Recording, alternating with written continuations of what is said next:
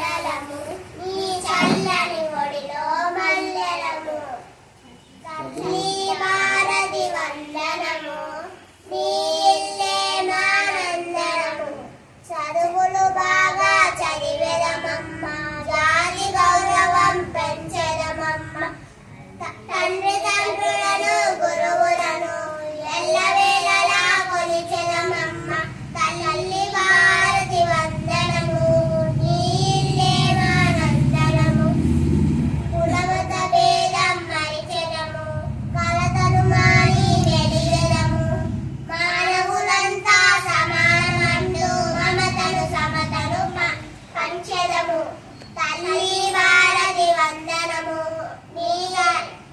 ఇల్లే మానందనము తెలుగు జాతికి అభ్యుదయం నవభారతికి నవోదయం